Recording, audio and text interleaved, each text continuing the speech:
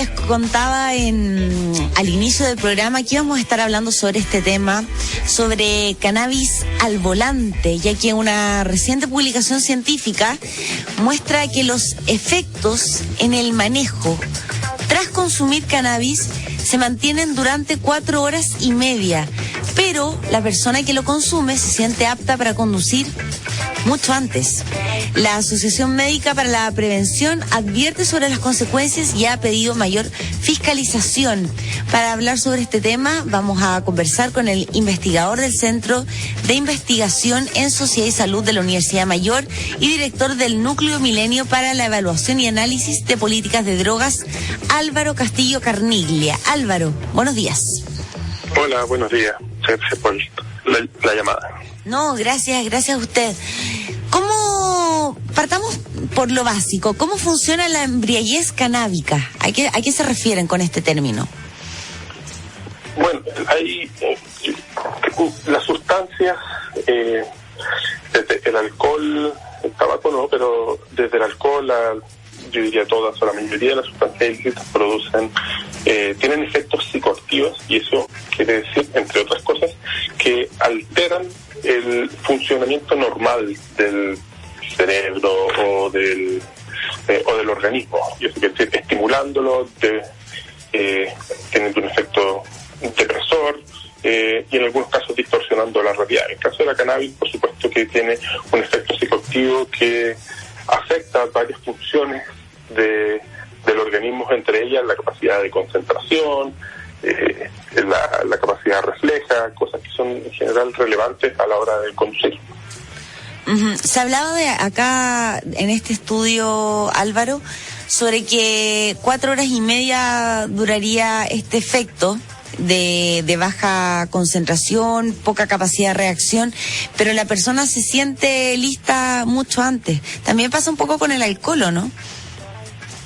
Sí, bueno, esto es un tema más o menos antiguo. O sea, en el caso del alcohol está súper conocido, no solamente los efectos que tiene el alcohol entre las personas que conducen, sino que también de la percepción o la autopercepción de sobriedad que tienen las personas. Y esto, por cierto, afecta a las personas que consumen otras sustancias, entre ellas la cannabis. Parte de esto tiene que ver con que la mayoría de las sustancias tienen un efecto agudo que llega a un pic dentro de los pocos minutos, a veces de la primera hora de consumo, y luego las mismas personas tienden a, entre comillas, acostumbrarse a ese efecto y sentir que ese efecto empieza a decrecer, y por lo tanto la sensación de normalidad llegaría antes de lo que estarían mostrando estas pruebas de manejo o estos exámenes como objetivos, entre comillas. Uh-huh.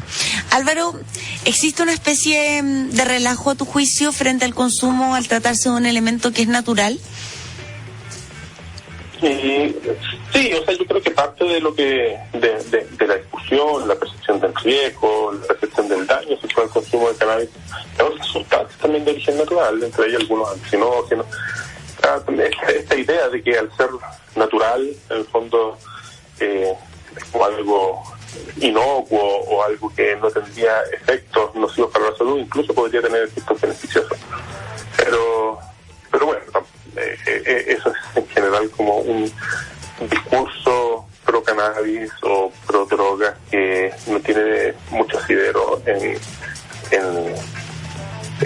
la información científica que hemos sido capaces de acumular en el transcurso de las décadas en relación a estas sustancias, que sabemos que produce daños entre las personas, y hay grupos particularmente vulnerables, entre ellos niños, adolescentes, y situaciones como por ejemplo el consumir antes de manejar, que podrían aumentar el riesgo personal de algún accidente.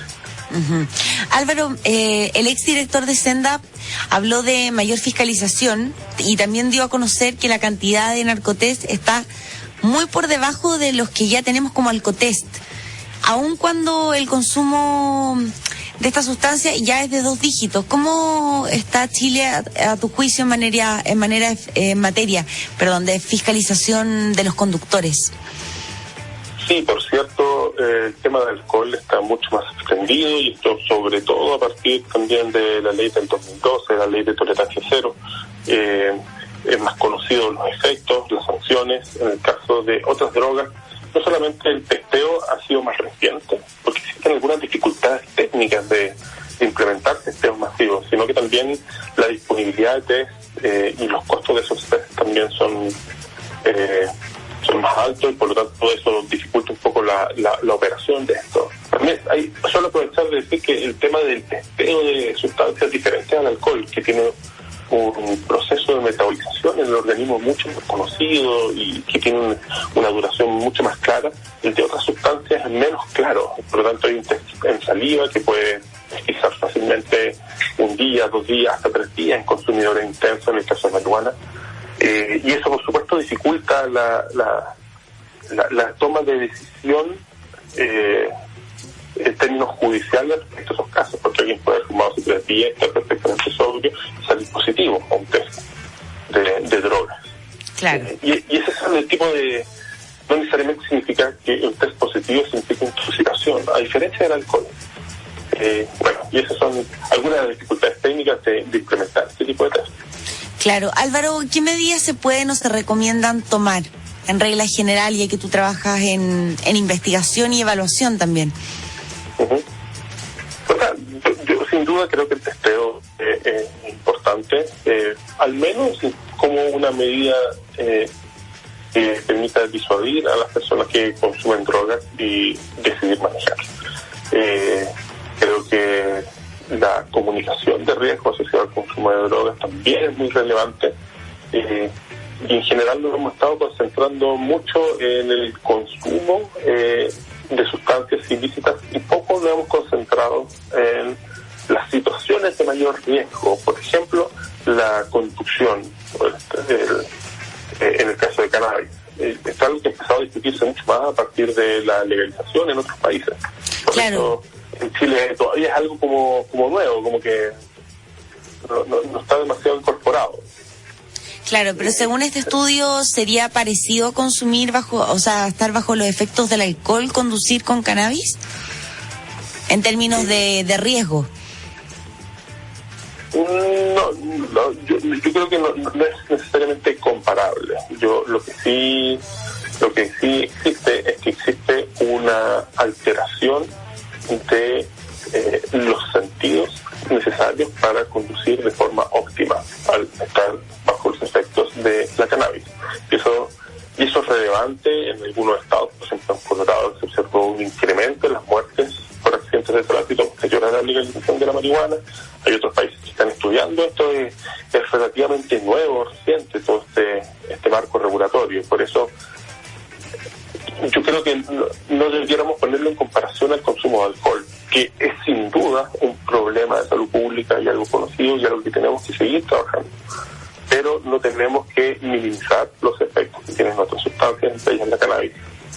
Claro, incluso algunos medicamentos también que hacen que la persona reaccione más lento, el café que lo puede hacer, hay muchas cosas, pero sobre todo medicamentos que las personas siguen conduciendo igual y tienen efectos también en la capacidad de reacción a la hora de reaccionar. Por supuesto, eso que has dicho es sumamente relevante, y de hecho en general la recomendación, y siempre cuando hay la prescripción de un medicamento, por ejemplo un ansiolítico, un hipnótico, es no conducir. Por ejemplo, cada vez que hay una prescripción médica de por ejemplo una benzodiazepina, la recomendación es no consumir, o sea no conducir estando bajo los efectos o en un tratamiento con ese tipo de medicamentos. Claro, y es importante también recalcar que muchas veces uno piensa como consumidor está consumiendo algún medicamento, ya sea alcohol o cannabis, que la persona se siente lista para manejar, pero hay que esperar una cierta cantidad de horas, a pesar de que la persona siente que ya está bien. Exactamente.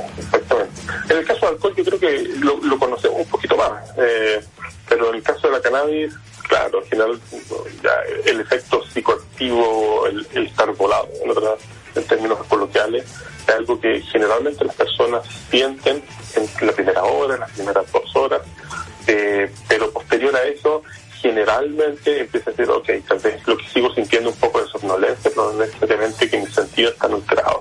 Y ese es uno de los problemas y una de las cosas que evidencia este estudio. Eso puede llegar hasta las 3, 4, casi 5 horas después de haber consumido. Incluso en usuarios avesados, como son las personas que se incluyeron en este estudio. Álvaro, te agradecemos por haber estado hoy conversando con nosotros sobre este tema y bueno, y esperamos que podamos seguir hablando otro día sobre nuevos estudios y nuevos datos que puedas compartir con nosotros. Por supuesto, encantado. Muchas gracias por la invitación. Que estés muy bien. Un abrazo. Álvaro Castillo, investigador del Centro de Investigación en Sociedad y Salud de la Universidad Mayor y director del Núcleo Milenio para la Evaluación y Análisis de Políticas de Drogas. Ya con 44 minutos vamos a una pausa y ya volvemos.